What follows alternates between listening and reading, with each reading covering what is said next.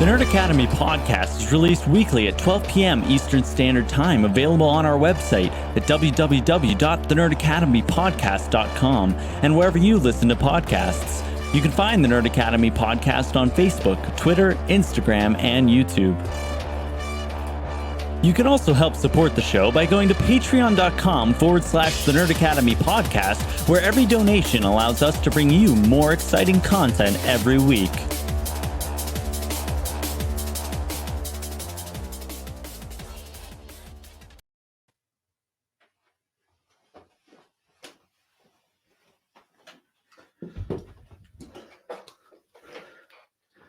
Figured the red would set the tone for the episode.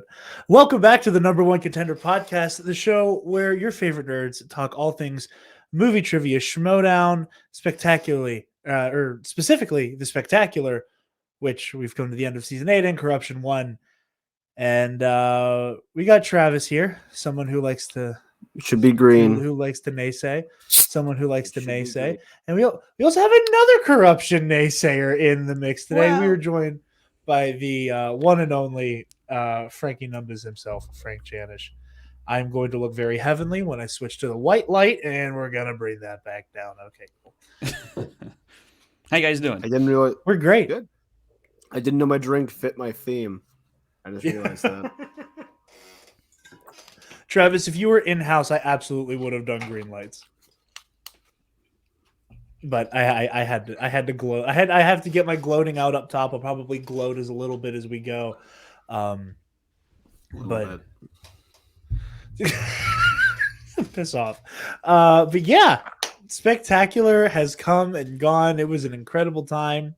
I managed to stay spoiler free until Monday. Travis, not so much. Wow, not even a little bit.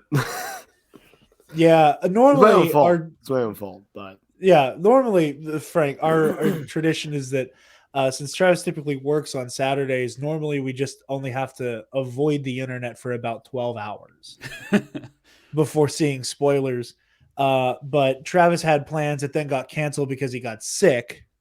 So Schmoedown Spectacular Saturday night wasn't really going to be an option. So we waited it out until that Monday evening when we started the event at 10:30. Yeah. Once you got out 2 of work. 2 days of me opening Facebook and remembering just as it all loaded up that it's going to show me the Facebook group. It's going to show me something. Which is my own fault. That's nobody else's fault. Totally my own. I should know better, but I don't. So... It happens. I'm stunned that I made it out. I didn't. I'm surprised I didn't get anything spoiled. Because I spent most of my social media use. If I had to post something for the podcast, I had my hand out in front of the screen, and I was like, okay, let me see people's profile pictures. Okay, that's not a Schmoedown person. Okay, I'm safe. Yeah, it was an incredible event. We laughed, we cried. Sheets liked our tweet, which is always funny to me whenever I make the Schmoedown and Sheets joke and Sheets gets in there. Send us free stuff, Sheets. But before we get in to our recap of Spectacular 6, a quick word from our sponsors at Sunday's Bloody Mary Mix. You guys know Sunday's Bloody Mary has some of the most badass Bloody Mary accoutrement you can get your hands on. I am a big fan of the spicy, award-winning spicy Caesar mix, but they also have a mild mix, rim salt, a subscription box, vegan Bloody Mary mix. They have a holiday bundle going right now for $40. They also have some pickled garnishes. They have okra, dilly beans, and pickled asparagus. I like pickled asparagus in my Bloody Marys. That's me. But yeah. SundaysBloodyMary.com/shop. Use code TNAP, TNAP at checkout, and you get 10% off your order, and you'll help out your favorite nerds while you're at it. So, jumping right into the Spectacular. Teams Championship match, Shazam versus King Kong. Hell of a match. Travis, I know everybody here likes Shazam, but who doesn't? Travis. Yeah, exactly. Who doesn't? You'd be hard pressed to find somebody. I don't know, maybe Christian, but I guess he admitted they're great now too. I think But, I think Christian likes Shazam. oh, I I just know. don't know if he likes him enough, or he didn't like him enough to put them, at number one of greatest team of all time. Although I would like to think I haven't talked to Christian about it, but I would like to think, and he did say it's gonna be very hard for him to like deny them the number one spot if they had defended at Spectacular, which they did, and so Yeah. I'm looking very forward much to the conversation where I ask Christian, where does Shazam rank now? I'm also looking forward to you asking him that question. Very much so, in fact. I wouldn't be upset if he was like, oh, they're number two because Patriots 6-time yada, the usual. That's fine. But like, I remember, I think it was either backstage or rundown where he said, like, oh, they've been doing well in the digital era, but they need to do well in like Yeah. on the podium. And I'm like, they were doing well on the podium. It's not their fault. Right. Yeah. I mean, it's a really weird argument or a stance to take, in my opinion, because first of all, they only have 2 losses, one digitally, one at Spectacular for they got TKO by Finding Fathers. Okay, that's like their worst loss. But they've won everywhere else, in studio, digitally, back in studio, back at Spectacular now. They've won in every single format that the Schmoedown has had to play in, studio, digital, otherwise, right? So they've done it all. They've played in any kind of setting that we can play in, and they're 13-2. I mean, what else is there to say? Yeah. That record is absurd. Like, I remember when they were walking out during Spectacular, like looking at that number, and like it set in for the first time where I was like, they're gods in the team's division. Like, there's just that's the only way you can put, like, no Shazam puns intended. Yeah, right. But like literally, like, they're gods in this division. They're practically unstoppable. And like you said, that worst loss at the hands of Founding Fathers, it's the Founding Fathers. Right, yeah. If you're going to have a tough loss. And then the other loss is the Odd Couple, which is another great legendary team. They're in rare era as well as a team, winning the titles twice, with Snyder being arguably the greatest teams player of all time. Although I think Bibiani is making a push for that now with this defense. So yeah, I agree. If it was ever possible, there was a part of me, especially going into this new era where like the faction stuff is gonna regulate the game a little less, or a lot less from everything that I've like heard kind of pitched and discussed. There is an opportunity to try to do a little bit of like a, hey, what if the Patriots went toe to toe with Shazam type thing, that like it's doable now. Like, you can actually pit them against each other. But yeah, Travis, thoughts on the match and its outcome? I couldn't be happier. I mean, I was one of the people going in that was like, I want Shazam to win so bad, but also I am well aware that Griffin Newman is the most insane rookie this league has ever seen. So it could easily go either way.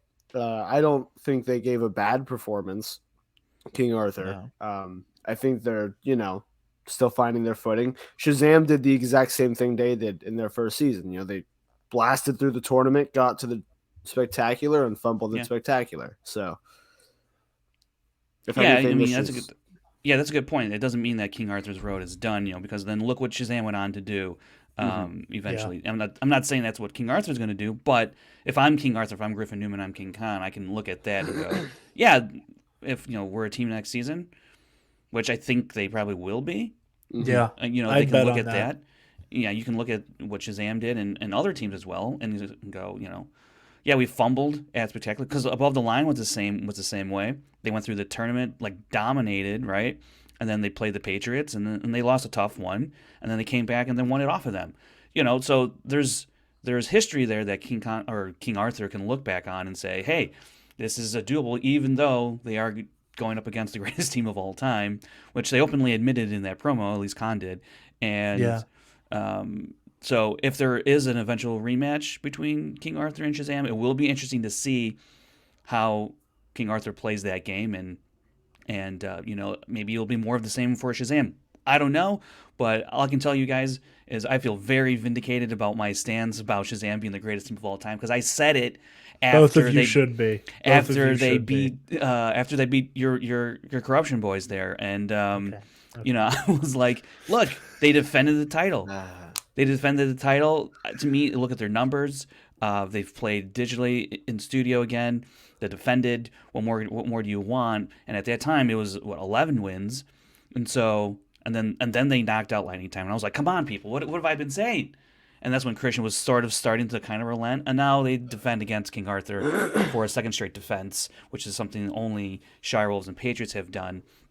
Now they're the third team to do that. So they're doing it with the most wins in division history, with the most insane numbers in division history. So how if I would love to hear an argument against them, which I don't think I'm going to hear unless it comes from the league, but that might not even happen either.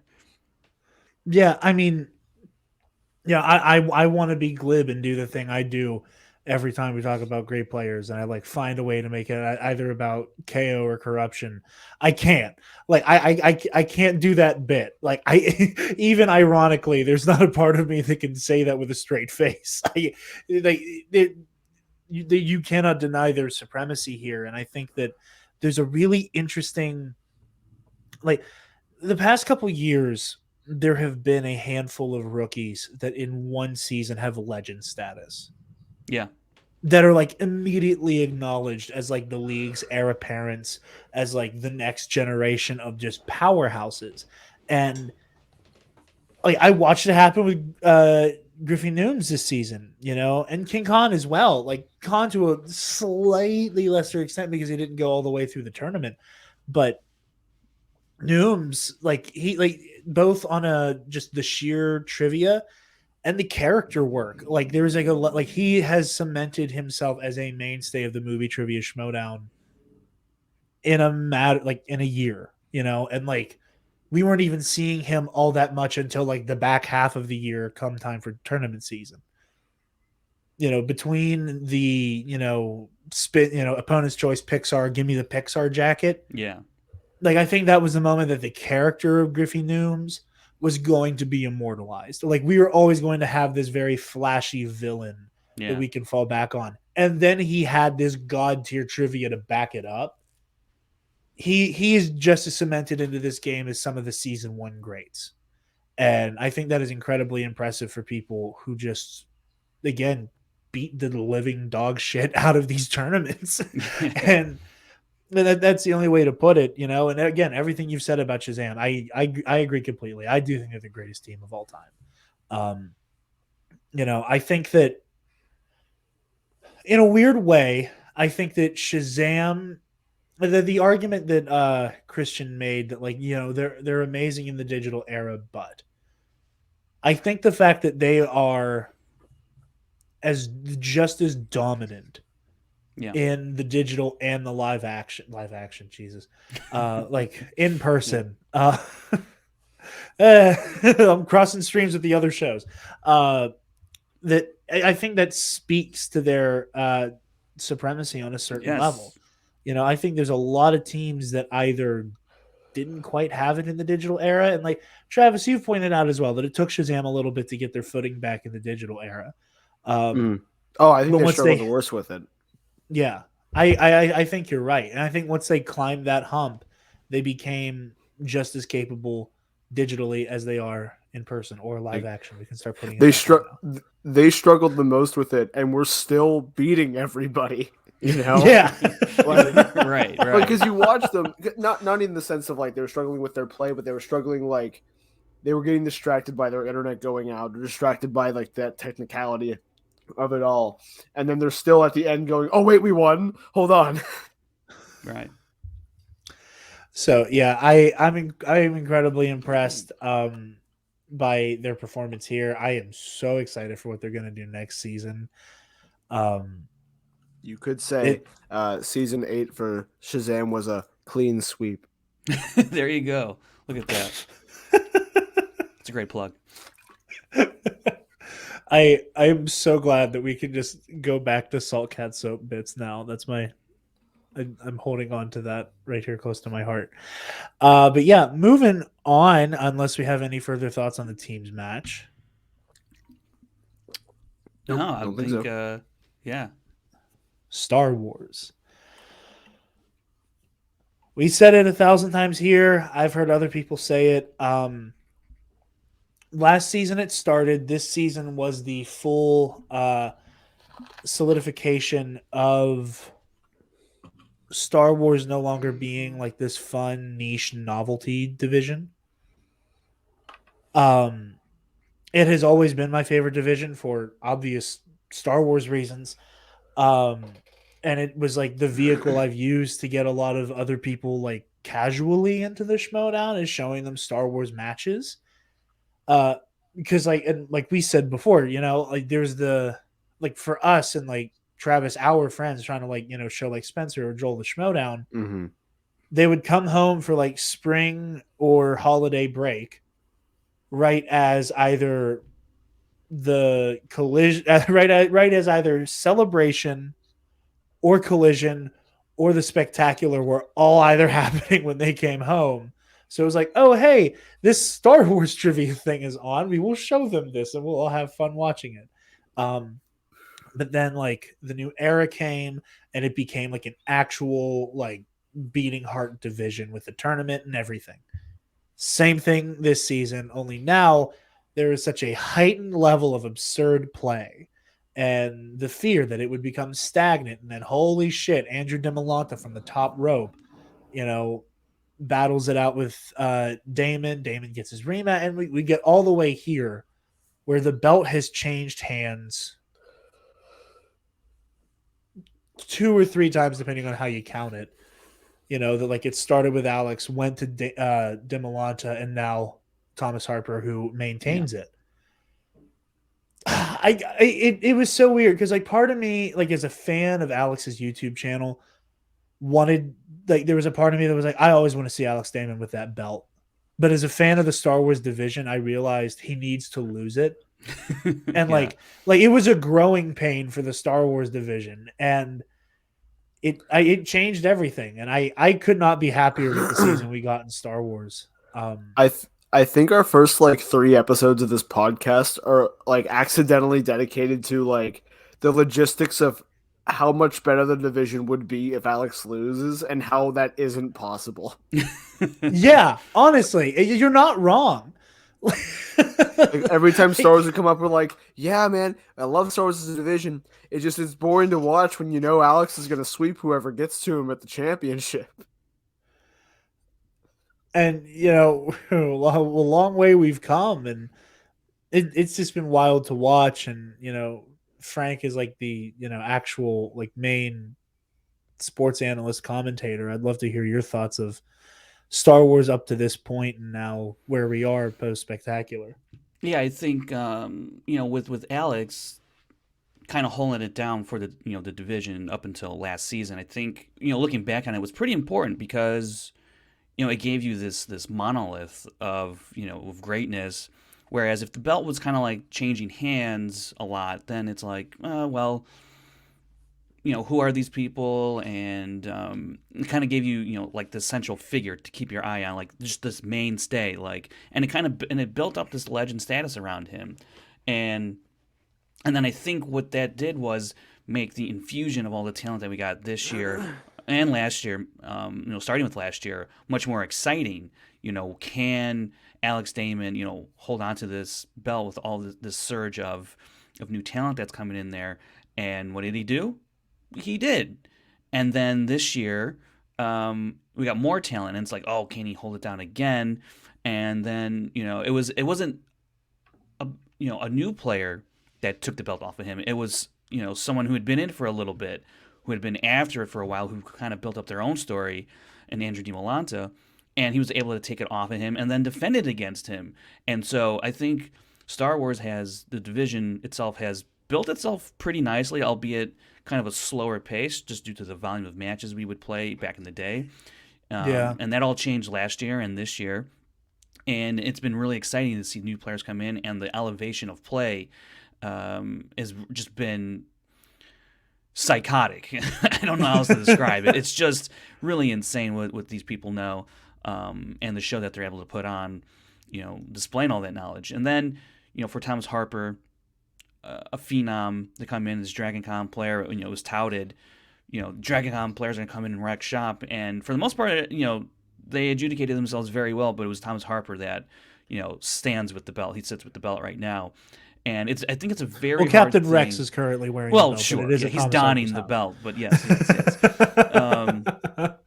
I think it's a very tough thing for a player to come into this league with all the hype in the world and then actually live up to it. You look at Robert Parker. He just finally got to his title shot this year, which is saying something because last year was his first year, and now it's in his second year. Isn't that crazy? Yeah, isn't that crazy? You could have.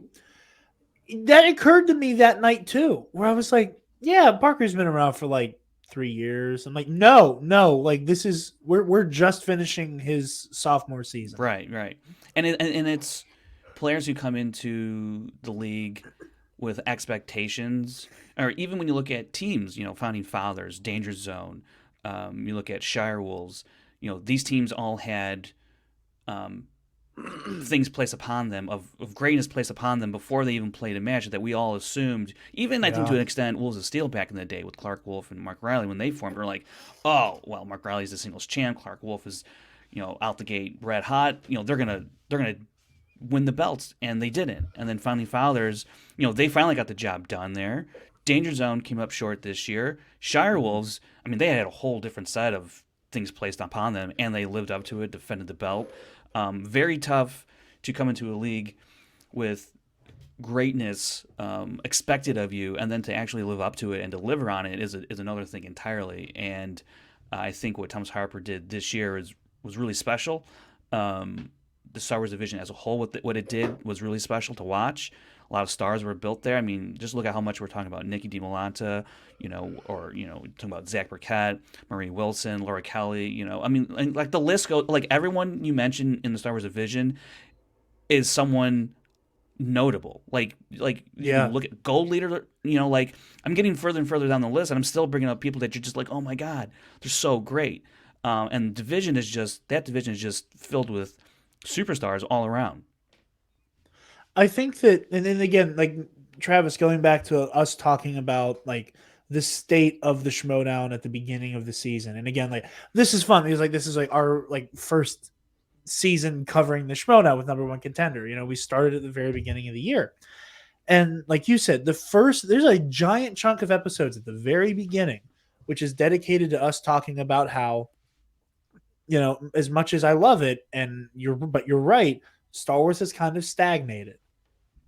No, it's an actual living, breathing division now, but there's one person who seems unbeatable. And Inner Geekdom feels like a goddamn free-for-all, where every time you blink, someone else is the new Inner Geekdom champion. It's KO, it's Smets, it's Chandru, it's Parker's coming up. Oh god, what's going to happen? It's changing hands, and kind of this weird game of hot potato between two people, a little bit there for a second as well. So it's just going all over the place.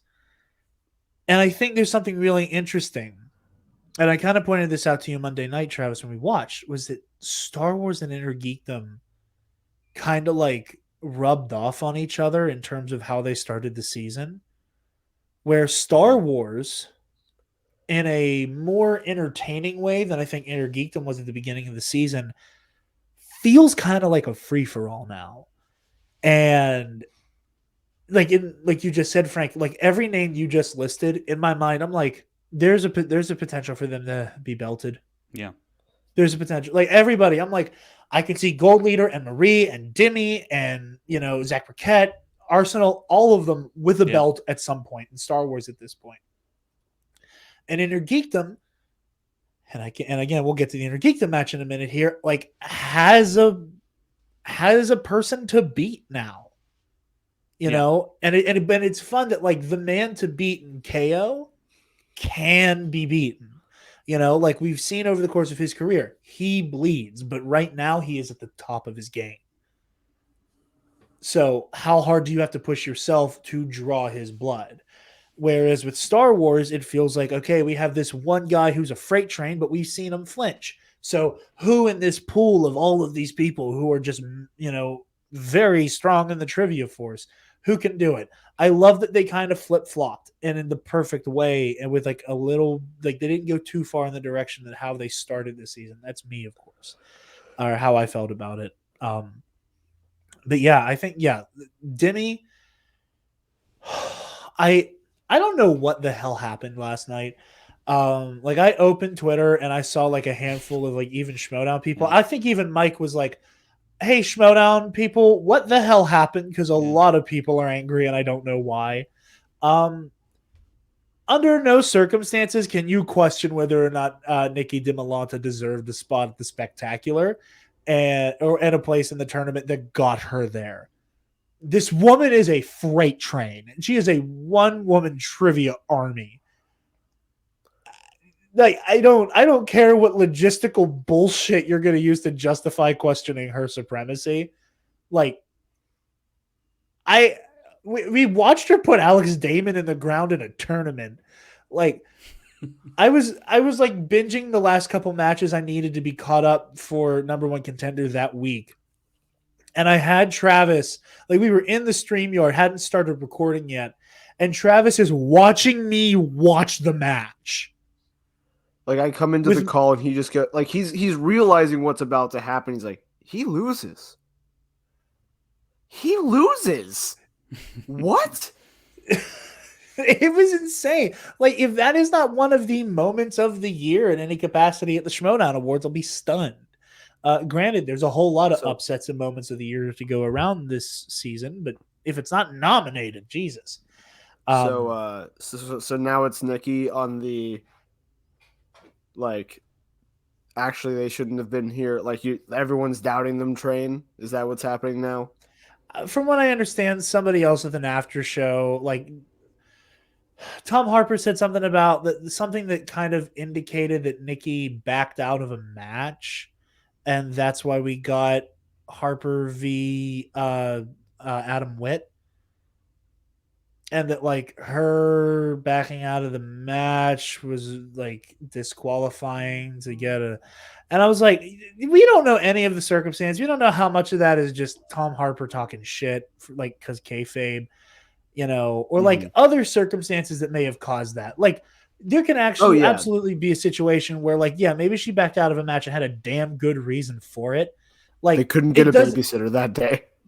Yeah, like it doesn't make for good shit talk to be like, Nikki felt like crap that day and she couldn't even keep her head up because she felt like shit and then she backed out of my match. Well, let me tell you, Little Miss Head Cold, like you don't sound badass. You keep it vague and make it sound like she ran away from you. Like, of course he's gonna make it sound like that.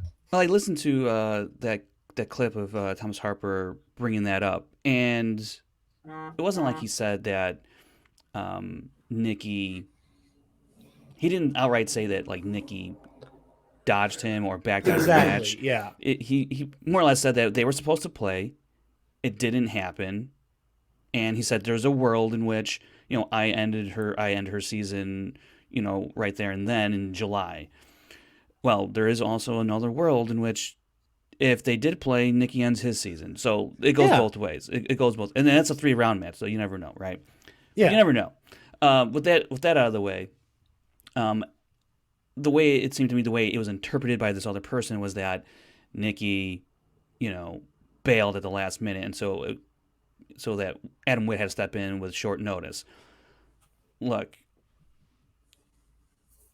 I don't know what the timetable was between when it was confirmed that Nikki wasn't going to be playing Harper and then when Witt was going to instead take that spot.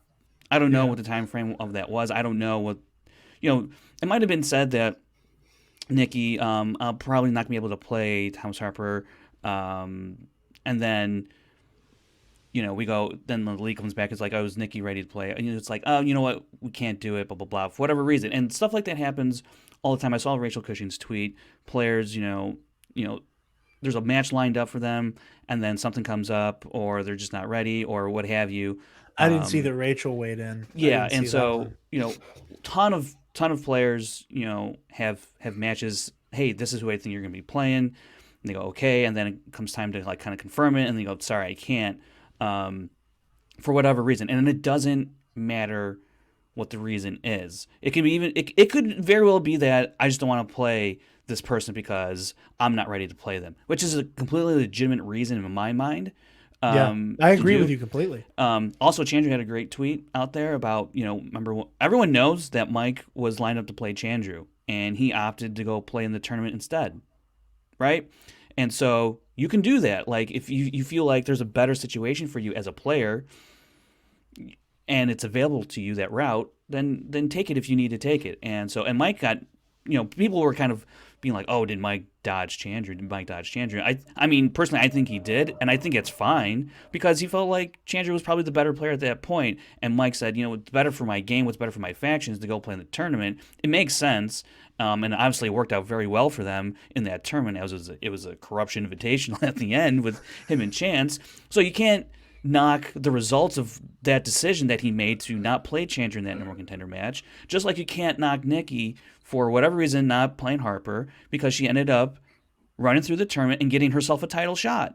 Yeah, So exactly. And I agree with you completely. And as much as I've seen people like rag on Mike for potentially dodging Chandru, like again, whether it was I don't feel confident playing him or I can rack up more points going through this tournament for corruption, whichever version of that story like you want to accept as his like actual rationale for that, I haven't seen those kinds of clips pop up about Mike. Right.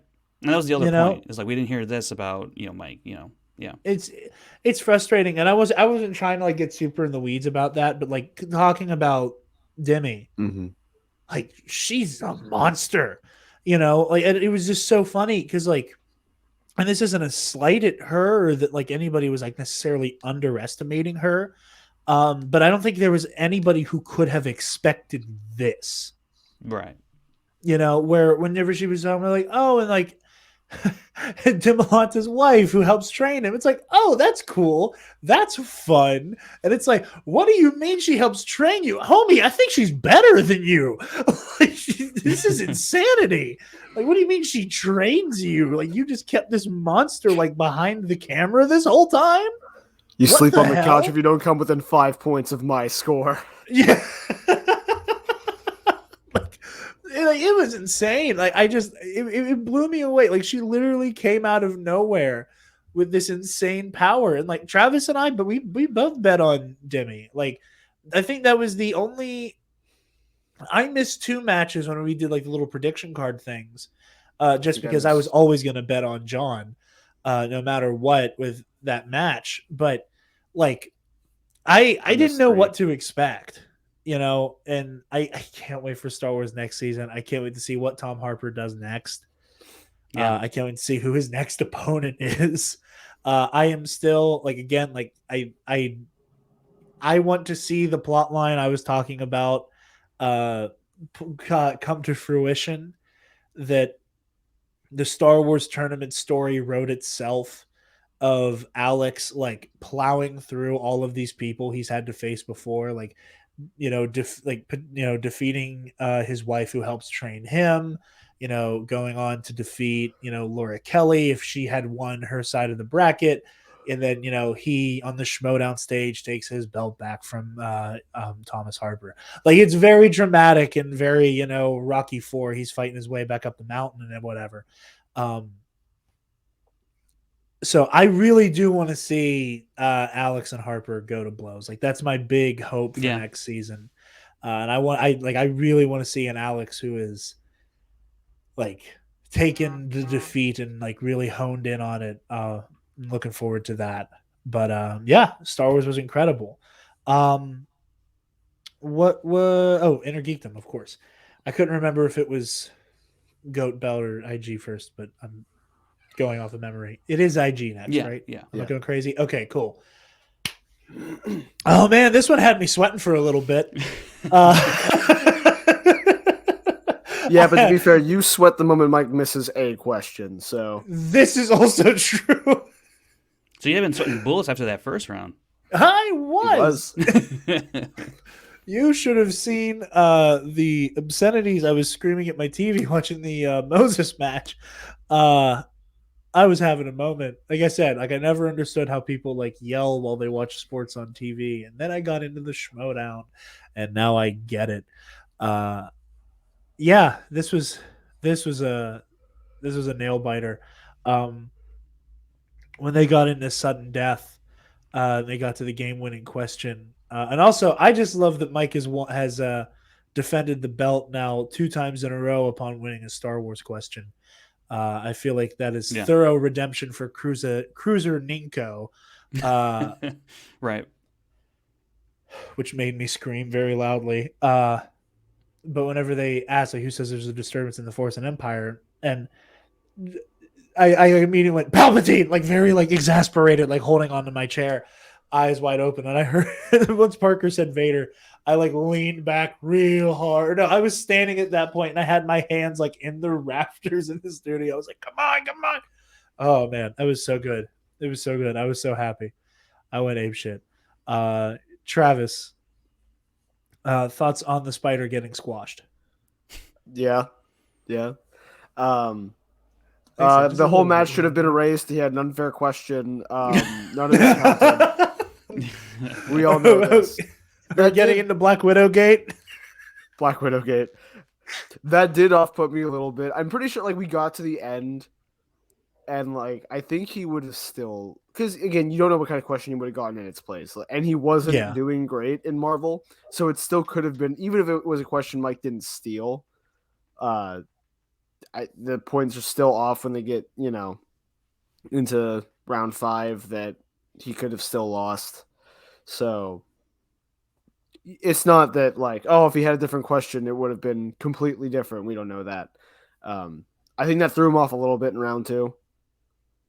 Clearly not enough to deter him. Usually that would have cemented the match right there. Yeah. But I think, and we've all talked about it, how he was supposed to be this powerhouse. He loses in the tournament last season. He's had to come back and earn his way back up 3 times now. I think it's because he just does so much better live that the fact that he hasn't been able to do that as much has really hindered him. Like he's talked about it. We've seen it where that would have completely tanked him in a digital match. Yeah, he would have lost on the spot.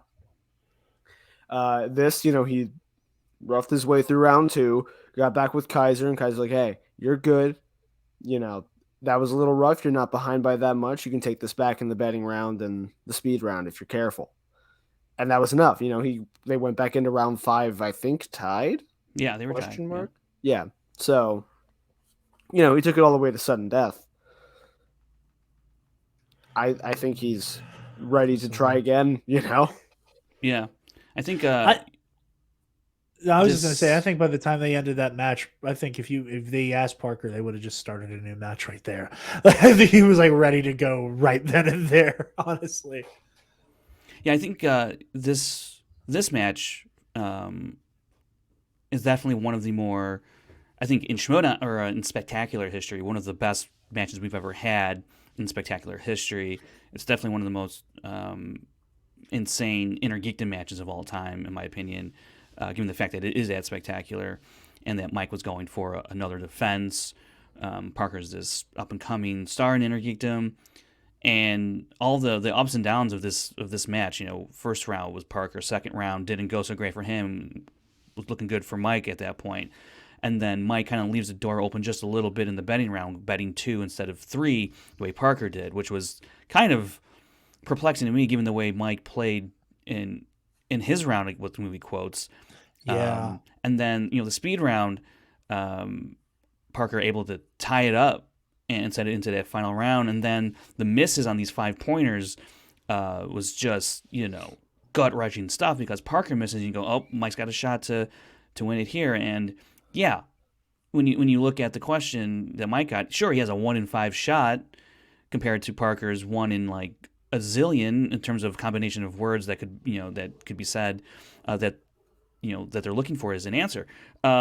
all that aside, they missed their fives and we're into sudden death, and you go, oh, well, look how Parker played in that first round. Mike was the first one to miss in that first round, and it's kind of the same deal with sudden death. So you go, maybe Parker can take it home, and they both missed a couple questions on the same question, and that's the same reason why I started sweating bullets. It went six questions deep. That's the same reason why I got freaked out, because he missed first in round one. I didn't mean to cut you off. I apologize, but your logic, I agree. Yeah.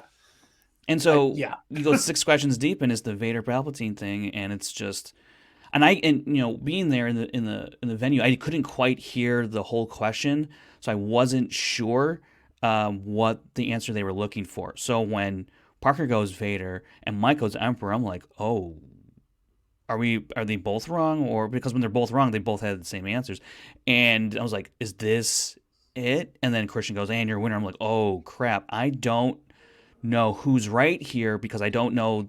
I didn't hear the full question, and just like, and I watched back that moment maybe yesterday, I think, and actually this morning, I just, the call from Christian and Parker having to sit through that. There's like a brief second, I think, right there for Parker where he's like, did I win or did I lose? Like, he's going through all those wave of emotions where for a split second, maybe he thought that he won, like for a split second, and then Christian says, and still. And it's just such a deflating response from Parker to watch, but complete jubilation on Mike's part, just pure excitement and joy. Yeah. Man, what a finish to that match. It was up and down. It's definitely one of my favorite Intergeekdom matches of all time. Definitely one of my favorite spectacular matches of all time. Man, that was just, and it was match of the night. It was match of the night for me, and I think a lot of other people as well. Just a lot of fun to watch, because both of those guys put on a great show. Aside from answering insane movie trivia, they put on a great show, jabbing back and forth and being very animatic up there on stage was what the Schmoedown is really all about. The theatrics, the jabs, the trivia level, the excitement, the ups and downs. This match had it all, and it really encapsulated what the Schmoedown embodies and aims to put out there. And these guys put on one hell of a show, and I could not be more thrilled what we got from that match. And, look, congrats to the greatest Intergeekdom player of all time, Mike Kalinowski. He did it again. Yes, he did. He certainly did. And he paid homage to recent retiree John Roca by announcing to an audience full of people that he was getting laid that night. That's right. I forgot Roca did that in Orlando. Oh my, no, it's like my favorite thing when I'm trying to like pitch somebody about the Schmoedown, and I'm like, and then John Roca, this fucking mad lad, like, and my two favorite things would be like to explain the pro wrestling stuff. I always bring up Roca, and I use 2 examples. I talk about the promo he cut whenever like Founding Fathers lost the one match. He did the, now I'm pissed off, now I'm coming for you, bitch, at Bibiani. Which, again, I understand why y'all don't cuss on the Schmoedown anymore, but every time that video pops up in my Snapchat memories, I'm like, oh, to hear Roca call somebody a motherfucker again. But I know there's a moment in the Morrow Roca promo where Roca's like, this is bullshit. We had to bleep out the bullshit. And like, oh man, I get it, but I wish we could have kept it. But it is what it is. Sponsors, yeah. Granted, Dewberry like ruined it immediately. Somebody dropped a bomb. No. It was Matt Nost. Oh, okay. Nost when he was like, it's John fucking Roca. And then I show them the him going, I'm gonna go home and I'm gonna make sweet, sweet love to Lady Outlaw, and I'm like, I love this man so much. Yeah, it was crazy with Mike's line. I was like, oh, what are you doing? This is okay. This is classic. No, it was great. It was classic for sure. It was great. It was an iconic moment, and like the juxtaposition of it. I'm gonna say something Parker can't. I'm gonna go home and have sex with my manager. Parker can say it. I don't even want to do it. Yeah, Parker can say it. I almost choked on my burrito when he said it. I was dying, but and you know what's funny is I could tell where we were going or Mike was going, and he's like, I'm like, when he said this is something that Parker can't do or say, and I was like, oh no, is he going where I think he's going? And then he says the line, I'm like, oh Oh boy, he did go there. All right. Oh my god. See, like again, like as much as I would have loved to have like watched this live, I would have ruined the recording because you would have heard me honking with laughter. Like just absolutely wheezing and hacking. Because that shit's so funny. It was incredibly played. But again, like I would not be surprised if like next season we see Parker with a belt. Sure. I think they're like obviously we're gonna see Mike belted next season because he's gonna start the season belted. We're going to talk about his return, but like Kevin's going to be belted again. I told Travis when he left, I was like, I'm going to be real with you right now. I don't want to see the belt leave Mike's shoulder, but son of a bitch, if it's Kevin Smets that takes it away from him, I will clap at the end of that round 5. I will be cheering. Or 4 or round 4. You never know. There could be. Hey, I think mathematically it still good. works out. I gave you that one. Yeah, I mean, you walked right into that one. Yeah. I did face first. I'm just stepping on rakes. But I would be okay to see him lose it to Smets when he comes back. But like, I will not be surprised if Robert Parker's belted next season, man. Like he's coming for it. He's like again, like Travis said, like he has these moments and. In a weird way, to compare him to his namesake, very much like Spider-Man. Like when he wins, and he wins most of the time. When he loses, it is ugly and hard to watch. Like it's just kind of like the thing for that character, and he's kind of lived up to the name of the spider with the last name Parker. Is like when he wins, and he wins hard, but the losses are always devastating. Because of that, incredible win rate. But yeah, no, I agree. Again, for obvious biases, it was probably my favorite match of the night. But yeah, this was good shit. This was good shit, and congratulations to everybody involved, and to the greatest Intergeekdom player of all time, Mike the Killer Kalinowski. He forced us all to say it. He forced our hand. I've just had so much fun this season. Again, like we had our block of like the middle chunk of the year of number 1 contender episodes where I'm like doing math to figure out if Kuroshi can work its way out of the hole. Yeah. And we got there. They did. We got there. We made it happen. Penultimate match. You got to use the word. The GOAT title. Dan Morrow versus John Roca. I really, really loved the kayfabe and pomp and circumstance going in. And then I think they got about 5 questions into the match itself. Still hyper serious. Still like really, really, really laying it on thick character-wise. And then it just became 2 bros being dudes, and it was really sweet and fun to just watch them kind of bullshit on stage together. Well, I think we realized the match kind of got out of hand a little earlier than anticipated, or at least it felt that way, at least when I was watching it. And I go, yeah, this is more of just a thank you type of match for Roca, as opposed to this slugfest that it very well could have been, but it really just turned into more of. Let's go up here and have some fun, go old school, and two legends of the game going at it, and it was fun to watch. It was just fun to watch. Yeah, it was very heartwarming. Watching them both look at the wheel and just wince. Yeah, yeah. Oh, I think this is the last time I get to use this clip this season. You f***ing wheel, f*** you, God. Wow. It's a great clip. Thank you. I don't know if that was an episode Lon wrote or not, but Lon writes for that show. Fun little 6 degrees of Schmoedown Kevin Bacon. But yeah, it was just really sweet to watch. And like you said, Travis, both of them just looking and going, ugh. All that was missing was like both Dan and John looking right at Mark and Christian and going, where's Spielberg and/or Westerns, please? Right. You couldn't have thrown us a bone. Like, even a sliver of a bone. Yeah, it was really sweet. And like the I don't know, for lack of a better word, ceremony afterwards. Hmm. Everybody chanting Roca's farewell speech.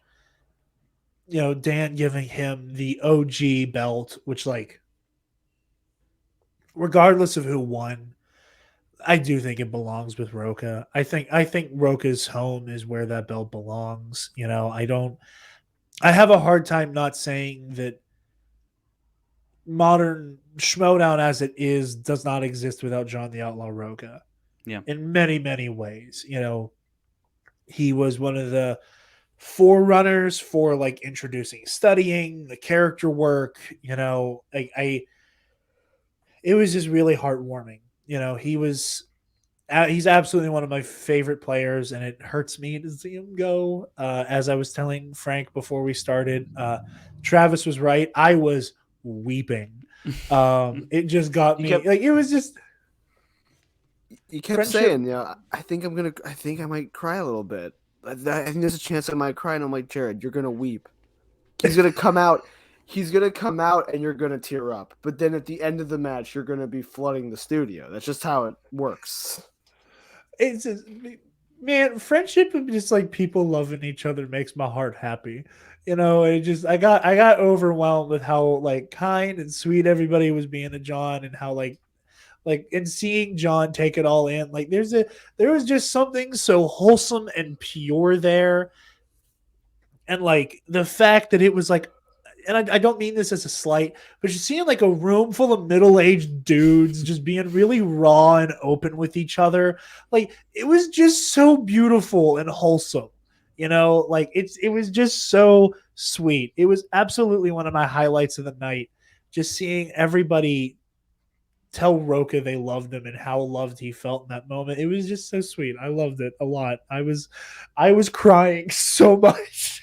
I don't know. Like, I don't know if it was like, oh man, I'm so sad I'm never gonna get to see Roca play again, or if it was like being kind of in the moment and feeling the love in the room watching it, or some combination therein, and what percentage of which got me. But it got me good. It got me good. Yeah. Thank you, Outlaw, indeed. I do want to give a tiny shout out to the editor of the promo, because I did have a little hand in putting that together, but the guy who really made the magic happen was one Gold Leader. Um, he Oh, neat. Yeah, he put that one together for us, and he just killed it right out of the park. We sent him some like notes of like structure and stuff like that, and we're like, hey, this is what we're thinking, and then he took that and just ran with it and brought it to another level. I think that was my favorite promo of the night. It just encapsulated John and Dan's story so well, I thought, and yeah, I love that story that we were able to put together for this match, and it's a great story that John and Dan have that they share, and Yeah. um, yeah, so major props to Gold Leader for helping us out with that one, because it was It, phenomenal. on some level, it makes it even sweeter that it came out of the exchange Yeah, too. yeah, which Like, I kind of like too, actually, and I was like, this is nice too, because he really built John, and built a lot of good relationships over there with those guys that they drafted, and Gold Leader being a rookie as well, amongst the plethora of rookies they had over there. But I think more it was rookies it than was there's it was not. really cool. I think in the end that someone from the exchange, um, could put that together for John, and help us with that for the show. So yeah, just incredible job done by him. Yeah. And like, Roka's character arc, like, there's an actual character arc here where he is arch rivals with Dangerous Dan Merle. They're allies, they're friends, they're partners. You know, there is the, like, I don't know if it was mild healification of Roca and Dan that like gave him the opportunity to cozy up to Finstock, or if like Finstock got like a mini redemption arc to become like like not a baby face, but a maybe face, right? That's good. Like, Yeah. thank you. I accidentally came up with that, but like like that became a thing, and then like seeing Roca latch on to Tom Dagnino as a manager, like that's such a really cool arc for him to like end his run in the movie Yeah. trivia Shimoda being managed by Tom Dagnino, having like teammates with JTE, having raised up this like new generation of rookies. Like it's almost like Luke Skywalkerian of that, like like I didn't end it where any of us thought I would, Sure. but look at the legacy I leave behind. Right. Right. You No, I know, think that's a great you way to put it with John and like his journey through the Schmoedown. Yeah, who would have ever thought that two of the three people that were his nemesis so early on in his career with top 10 Patriots, that he would be teamed up with them to end his career. Yeah, who saw that coming? it's just so good. Yeah, Like Travis and I have said 1,000 times before, you can't make a movie about the movie trivia Schmoedown and not either have Dan Murrell or John Roca be the main character. Up to yeah, this point, like this is how it works, and it made me very happy. Uh, I'm gonna save a question I have about the exchange for you until the end. Talking a little bit about Schmoedown Awards season at sure. the end here. Uh, our final match of the night: Marisol McKee versus Downtown Griffey Nooms. This was the big one, And again, like Spectacular last season was fun. It was great. There was a part of me that was a little disappointed that Corruption won because another team lost. Okay. I wanted to see it didn't have to be as down to the wire as this season, which stressed Sure. me out. Yeah, yeah. It didn't have to be this big buzzer beater moment for Corruption to win the faction race, but I wanted them to win because they mathematically pushed themselves over the line. So getting to see like the anticipation of it is down to the exchanges best fighter and Corruption's best fighter, and all of the marbles are on the line. Let's let everybody's leashes off and send them in there to duke it out. That added so much drama to this match. And Travis, like you and I have both had that, like, again, like I have been cheering on Marisol every step of the way because obvious Corruption reasons, but also I think she's a great player. I love her bit. I love her style. Um, this match scared me because in both of her title matches up to this point, she has consistently given ground in round one. Yeah. The thing that brought her back home to get the belt from Ethan Irwin was that Teenage Mutant Ninja Turtles steal, which I maintain also is in the running for moment of the year. Just that, like, for very extreme circumstance, that steal gave her the latitude to win it, and it was Ninja Turtles from Ethan Irwin, which is just cool. But I was super afraid going into this one that maybe one or two questions left on the table was gonna spell doom for her. I'm very glad I was wrong though, and again, I had my money on her because I was always gonna bet on her, but I was nervous. I was very nervous, but she took the day, and again, this is her sophomore season, but obviously not a rookie, but still a very fresh new player.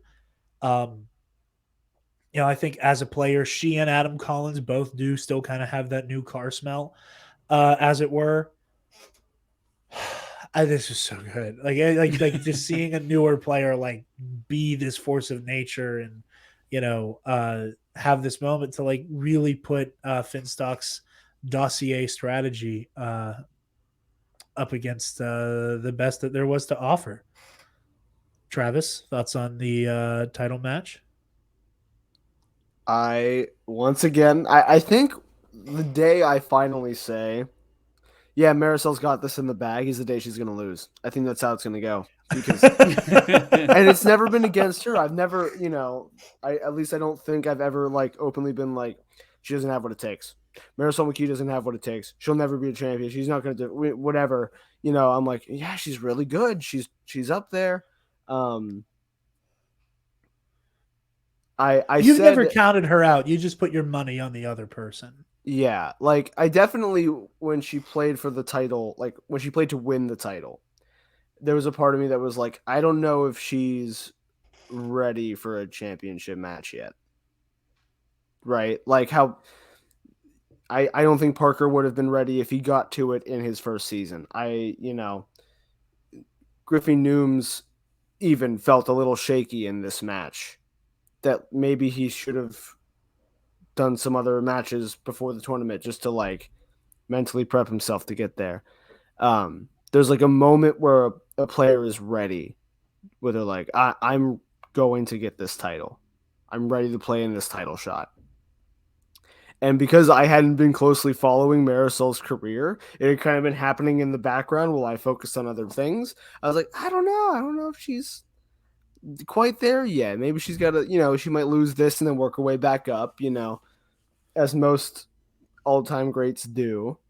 And then she proved me wrong. And I went, okay. And then Chance got up there, and I'm like, I think Chance is ready. I think Chance is at that point. He's ready. He wants that singles belt. And she proved me wrong again. And then watching the tournament, I'm wide-eyed at Griffey Nooms going, this is the greatest rookie to ever play singles. He's insane. He's unstoppable. I think he's ready. And she proved me wrong again.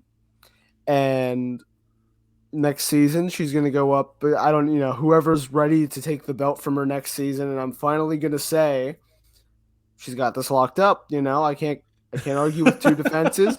She's got it in the bag, and she will get KO'd in round 3 somehow. First of all, keep that mess away from corruption, please. I don't even know if that's possible. I don't ever want to see that happen again in my life. Just keep those championship KOs away. But yeah, absolutely impressed with both of them. I think Newman's going to hold a belt next season at some point, whether it's teams or singles. I think he's more than capable. I would not be surprised by that. We both kind of said it. We've said it all season, but we said it last night. He's just Bobby Gucci if Bobby Gucci was good at trivia. I mean, you're not far off, yeah. So, yeah, I think he's going to continue this storm in the next season. I think that Marisol is going to continue her storm in the next season. She's just keeps proving that she is deserving of that belt, and she is one of the best players to ever play in this game. She's one match away from her auto rematch. Yeah. That's like not only Thomas was like the first defense, and it was all defenses that, Saturday night, but it was only Thomas that was getting his first one. Everyone else, Mike and Shazam won their auto rematches, and now Marisol just has to beat one more person, which is nuts. Yeah. Yeah, which for me means I can breathe a little bit whenever like a Marisol player. I'm like, okay, it's okay if we lose here because we got a second chance. It's all fine. It's okay. It's fine. It just means that we have to get angry at each other twice when Kevin beats him twice. That's just how it's going to go. Of a bitch. That was good. Frank, thoughts on the main event? Yeah, I loved it. Just an incredible performance all around from Marisol. She's really taken a hold of the league at large, and she's the face. She's she's the person at the mountaintop right now. And when I thought her presence really commanded that we all recognize what we're about to witness and what she's all about and what she's done, and it was really, really cool to watch. Her just own the moment and own that stage and walk up there like, players go, there's been champions in the past that go into a match saying, I don't know. I mean, I'll tell you this, Mike wasn't super confident about defending against Parker. I think he actually said to me after the fact, he goes, "I think you had more confidence in me than I had in myself, because I had picked him to win the match." But with Marisol, it just seems like she walked in there knowing she's the champ, believing she's the champ, knowing that she can stay the champ, that she would stay the champion, um, and having that type of mentality going up against someone like Griffin Newman, who's undefeated at that point in singles, 7-0. Something that she was trying to do in her season, to go 7-0 in a season, to match that. And, on top of that, defend the belt for the second time. On top of that, win the faction title. So there's so much that she was walking into that were on her shoulders, and she handled it with such poise and confidence that it was really awe-inspiring to watch, because it's very hard, I think, to go in. I mean, people are also, when you're the champion, people are like, when's she going to lose? When's she going to lose? When are you going to lose? But she seems to kind of deflect all of that and just walks in there. And I was really just amazed by her presence there. I don't know if I could say that enough. And all that said too, I'm just very thrilled for Marisol. I'm very thrilled for the league that we have someone like Marisol at the top right now, who isn't just someone who, there was talking, her path to the title, whatever, fine, but it doesn't mean anything anymore because she's won 3 title matches in a row, defending twice, playing against Ethan Irwin, Chance Ellison, and now Griffin Newman. So you can't, sure, you might not like the path or think it was tough enough, although I disagree. I think it was a pretty tough road. I mean, a lot of tough matches she had to play to get through. But then, I agree with you. She's doing something that the Shire Wolves ended up doing, was shutting up their naysayers about, this path.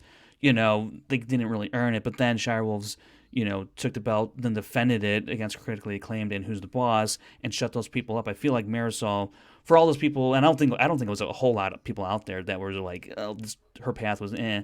But if there were those people out there, she's really shut them up by defending this belt twice now, in a row. I agree with you completely. I think the only part that you could even make a slightly sound argument in that, like, it was too easy case would be the Kevin Smith match. But like, even then, it's Kevin Smith, and like he was just having fun with it. And when he got a question wrong, he goofed. It was still a hell of a match, and it's technically his first loss. So, no, technically about it, like he performed really well up to that point, and he was handed his first L. I agree with every word you said, man. I 100%. Also, apologies for accidentally talking over you. I do that a lot. But no, this is an incredible night. Now, in terms of plotline stuff, the Wild Berries are back. Hell yeah. Josh McCouga is out of retirement, it seems. They don't got belts, they got t-shirts, baby. That's right. I didn't have time to export it and get it clipped out yet. But at the end of the shows from now on, when we go to plug our TeePublic, we will be playing the clip of Dewberry. Dewberry going, TeePublic, buy our t-shirts. There you go. Which was hysterical, and I laughed very hard. Other big news. I'm gonna actually, before I say it, I owe this to Travis to make the announcement on that one properly. He's back. He's back. We're just going to spend the rest of this one in green light. I was spoiled a little bit for that reveal because, again, open Facebook, being an idiot, and it was like, what do you think moment of the night was? And on it, like, the first one was Roca's speech, or like Roca's entrance, one of the two. I was only not spoiled for the Dan Roca match because everyone was talking about, oh, Dan's speech was great. Oh, Roca's speech was great. Roca's entrance was great. No one talked about the actual match. But then it was like, yeah, Roca's entrance, Wild Berries reunion. I'm like, oh, cool. Okay, so that's not that big. Wild Berries are back together. That's really fun. Kevin Smith. So that led to the moment. That led to the moment because Marisol wins, Jared's having his I get another one of these the Yeah. shirt moments. But I knew what was coming, so I'm still standing there beaming. And he's like, what are you so happy about? And Chandru runs out and he starts his bit. And Jared goes, is this going where I think it's going? And while he'd been out of the room, I brought 2 hoodies. I wore my other hoodie and took it off. He ran out of the room. I swapped them out of my bag. So he didn't know I had it. It's happening. I'm like, so you might get another one of those shirts, but I get to wear this again. Very nice. So here's the funny thing. And like, I still, honestly, when I say this isn't going where I think it's going, I didn't want to like let myself get too excited that it was Smets. Because I saw like a random tweet. This is the only thing even remotely a spoiler, but I couldn't tell because of the verbiage. And it was actually Eli from In a Galaxy who tweeted like a GIF of Smets. And he just said something about like, glad to have you back. Now, I didn't know if that meant like he has an appearance, he announces his return. Like, I didn't know what that meant. If that was just simply like the community is glad that you're home, or that like the Father Mucking Smasher is back and here for revenge. Like which one of those that meant. And then I remembered, like, as he walked out, I'm like, that's what Eli was tweeting about. Holy shit. Like, during the like Winter Soldier screech coming out and the room looking like this. Oh, goddamn. I'm so excited. So I'm assuming what next season is going to look like when we get Smets v. Chandru 3. Yeah. It would be. It's probably going to be that as the number 1 contender. We said the name of the show. And then that winner versus Kalinowski, 2 or 3. That's what I'm only assuming. I'm muting myself to blow my nose while you speak. I don't think I don't know this to be true one way or the other. I do not think, though, that Chandru Smets will be a number 1 contender match. It could end up being one. I don't think it will be one. I think that hasn't been stated anywhere. I haven't heard that to be true. And I've talked to Kevin and Chandru, and it's never been come up in passing that's been discussed. I think it might have been. I don't know, but not to my recollection at least. So. I'm taking just a wild shot in the dark Yeah. as well. I'm just rampantly speculating with nothing to base that off of, I should say. And to be honest, I don't think I would want it to be a number contender match. No. Chandru lost. He shouldn't be that close. I mean, Robert Parker just lost. I mean, he's going to be floating around the top. So should Saul, even though he didn't have the greatest, tournament final performance in the world. But he will still be floating around. There's other players like Chance and also Amaru, right? He's going to be floating around the top as well. True. So the top to get to a number 1 contender match is a little crowded. So I think this could be en route to a number 1 contender match between Chandru and Kevin. I think that would make the most sense when you still have Amaru out there, Saul is out there. I don't think you're not going to see Amaru and Saul play again to get back into a number 1 contender match. I don't think, but if it works out that way, it works out that way. I mean, there's other players, whether it's Moose or Chance even, getting a crack at it again. Or Barbarian, Barbarian as well. Who knows what he's going to want to do. Also, Alex Damon, right? So he has a pretty good record in IG. Although he had a tough out with Mike, a couple seasons ago. And he did take down Brandon Hanna, right, this year. But so you never know. But I think that Chandru Smets match could be a stepping stone to a number 1 contender. I don't know it'll be an outright number 1 contender. And not to mention, there's a name that I can't believe I didn't mention right off the top, Mara Kanopik. Where is she going to fit in as well with this picture? So it's been a minute since she played that I keep forgetting that she is out of retirement. Yeah, so I mean, very well, you could see a Mara Amaru match and a Chandru Smets match, and then those 2 winners play a number 1 contender match, possibly. Or maybe someone plays, or they play the winner of Parker. I don't know. There's a lot that that can happen next year that leads me to believe that that Chandru Smets will not be a number one contender match. Not confirmed. I don't know that one way or the other. But I just the way I'm kind of like reading the tea leaves, I don't think it'll be like that right off the gate. That makes sense. And then that's why I love having you on, because my brain goes to like, what's the most dramatic outcome? And then you're like, Sure. okay, well, logistically. And I'm like, this is why you're actually a part of this sort of Sure. Yeah. But yeah, no, that was incredible. I just seeing the crowd just absolutely electrify hearing his return. It makes me very happy he's back. You know, I was not expecting a return this early at all. Yeah. And I even think I heard he didn't even say on one of the after shows. He's like, I don't know when I'm going to be back. He's like, I'll be back when I'm ready to be back. That was part of the plan. That was part of the plan. Okay, clever, all of you geniuses. So sophisticated, I know. Yeah, I mean, you know, I think there's something that's funny about it, that like the beauty of the movie Trivia Schmoedown are some of the moments where you can't tell where kayfabe ends and like real shit begins. Sure. I.e., until like we saw Chandru in a group picture, Travis and I couldn't tell how many people actually wanted to kill that guy. Like there was like people the sold the it moment so of, well. There was real heat there for a hot minute for sure. But yeah, I think man, I can't believe that was a thing. That's funny. But like it wasn't until I can't remember what match it was that we saw him sitting next to Rachel Cushing. The Mike Amuro match.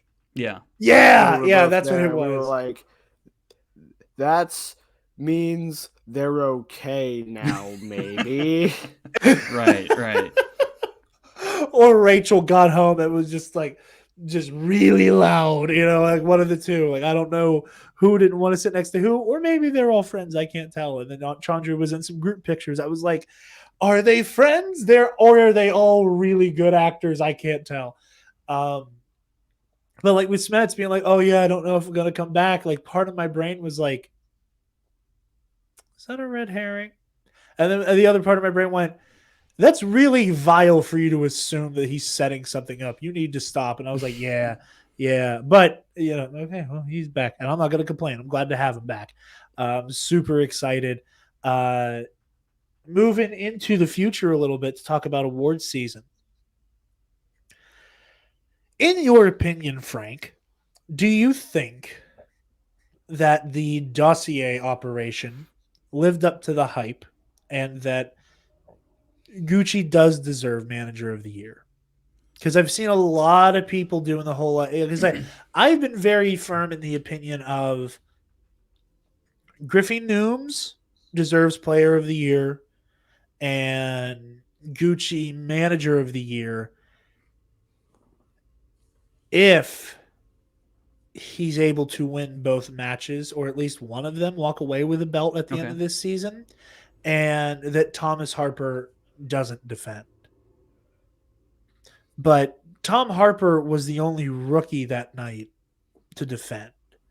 And part of me is inclined to say that he is Rookie of the Year. Again, in a massive field of incredible rookies, I think this might be the hardest season to determine a Rookie of the Year by several metrics. But do you think that that the dossier has proved itself enough for Gucci to be the front runner for Manager of the Year the way it kind of seems like he is? Gucci is definitely in that conversation with Shannon and with Sam, and I think what the dossier, all that stuff, you know, people say, oh, it was Barbarians doing blah blah. I don't care. I don't really subscribe too much to it's Barbarian, so therefore Gucci is disqualified. No, it's not. Yeah, Greg. To me, yeah, Greg. Yeah, Greg. Never heard of him. Yeah, that's not. I don't subscribe to that line of thinking. Gucci is definitely in the conversation for Manager of the Year. Will I vote for him? I honestly don't know. I'm having a hard time. It's between him and Shannon for sure. And I got to give a lot of props to Sam for what he was able to do throughout the entire year. Oh yeah, for sure. And the way he got the way his faction played in every single title match this year.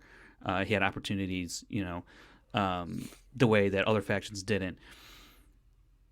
In terms of the overall faction, I don't know if there was hype behind the exchange. There was more of a curiosity behind them, and would they fall flat on their face, or would they do the unthinkable? And so by that, I think they surpassed all expectations, which, to be fair, wasn't that high in my estimation. At least I didn't have great expectations for Gucci and the exchange. But objectively speaking, when you look at what they did as a unit as a whole, they were the better overall faction for the most part, because you look at the amount of wins, you look at how they dominated in their matches, the knockouts that they got, and they implemented a strategy that had to go so pinpoint perfect that it was so, I think, unlikely to happen that it actually did happen. Even though they didn't come away with the title, the faction title, they were up by 10 points going into Spectacular. To me, that is more than enough to say that they're probably the most deserving of faction of the year. As a collective unit, I mean, what they did is incredible. Managing-wise, there's something to be said that Shannon has back-to-back faction championships. And that she got chance to a title shot, that Marisol got to a title shot, that Mike is playing the best he's ever played in Inner Geekdom, that she also got Corruption to another, title shot. Star Wars is kind of like the only area in which they're lacking. Yeah. But nonetheless, even without that area, they are still faction. They repeated as faction champions. And that's a lot to do with how Shannon works, with her players and how they operated this whole year to get to the point where they are at. And I think you could see that on stage too, with the entire faction up there at the end of the night, just how close knit they are. And I know a lot of the other factions are close knit as well, but to see it up close and personal with Corruption and the exchange for that matter when they were on stage, I think there's a lot to take into consideration. So it's going to be a very tight vote, and I'm really looking forward to some heated debates from the next couple of weeks until we have the awards and the votes and all that. Agreed completely. I think one of Shannon's, I would say, maybe even like by a hair, slightly more impressive feat than the back-to-back champion or back-to-back faction championships is the fact that this is 2 seasons in a row where not only was she able to get a player to title shots and like to the end of something and like winning either a tournament or a title, it's 2 seasons in a row she was able to have 2 of her own players duke it out for something. Sure, yeah. Which this is the Corruption's the only faction that has had 2, not even 1, 2 faction on faction matches that happened at the high level. Right. The IG tournament Corruption Invitational and then Marisol versus Chance. I think it's all very interesting stuff, and hopefully before the Schmoedown Awards happen, we'll be able to squeeze some time in with you to talk about that. But Travis, do you have any further thoughts before we wrap this bad boy up on the exchange topic? No, I think Frank covered it all. I could see it going either way. Going into Spectacular, that was the thing that bewildered me was, everything went perfect for Finstock. Going into Spectacular, they're up 10. They have 2 title shots to propel them even further, on top of the fact that they did that without a single title shot. Like, they didn't play a single title match to get there, and they had that many points. It was insane. So, that on its face is impressive. It's also impressive that Corruption had a combined, what would that be? 3, 4, 7 title wins this season between Marisol and Mike, winning their belts and then defending a collective 5 times. So it really could just go either way for me. Yeah. Again, this is a wild season, like we said before. Number one contender isn't completely over until the next season starts, but it's going to be more when there's big news. You will see our glowing faces. In the meantime, we were very grateful for everybody who's been listening to our first season of Schmoedown coverage. Big thank you to Frank for coming on. Thanks for having me. Yeah, absolutely. It's always an honor to have you on. With that said, Frank, where can the lovely people who already know where to find you, where can they find you? They can find me on Twitter and Instagram at FrankieJ29. That they can. Travis, who is streaming again, it seems, where can the lovely people find you? Probably not again until after Christmas. We did one test one last night where I did not have to grind my Bidoof to level 20 to beat the first gym. I was very happy about that. I'm beating the Pokemon Diamond remake with just a Bidoof. So, very fun times. They can find me on Twitch, BlackLeader439. Again, probably not until after Christmas because Christmas. And on Twitter and Instagram at Travis Political. Jarod? Yes. Where? You guys can find me on Twitter and Instagram at DarkJedi2552, celebrating this most wonderful of wins by corruption. And you can find the Nerd Academy podcast on Facebook, Twitter, Instagram, YouTube, and on our website, www.thenerdacademypodcast.com, where, if you're feeling generous, you can donate to our Patreon page. Give me $1. Speaking of our patrons, thank you to our $10 alumnus, Feige's Boomer Burner, Amarayu Shindeyu, Nick Johnson, the Waffle Wizard, and Delta 9. Literally, when I'm done recording this, I'm eating lunch, and then I'm uploading the latest episode of the KNR Patreon Versus series. It's going to be Lord Hoth versus Darth Vader. And then once that is out, I have to finish making the Versus tournament bracket. And we will have the date for whenever we do that live stream. There will be another bracket submission competition, and we will be doing 2 giveaways with that. There will be a Patreon giveaway where if you're subscribed to our Patreon at the $5 tier and you win the bracket submission, you will get a shirt, a mug, a mask, and a sticker, all from the TeePublic stuff. And if you're not a patron and you submit one, you get a shirt and a mask. So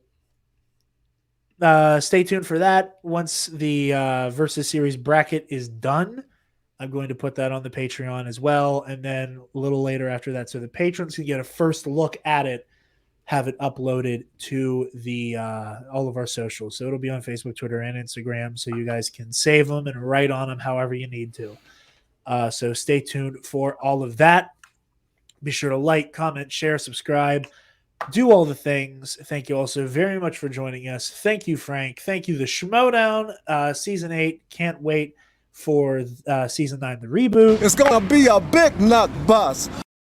And Smash Cancer. Stop! Move away from the cookie jar!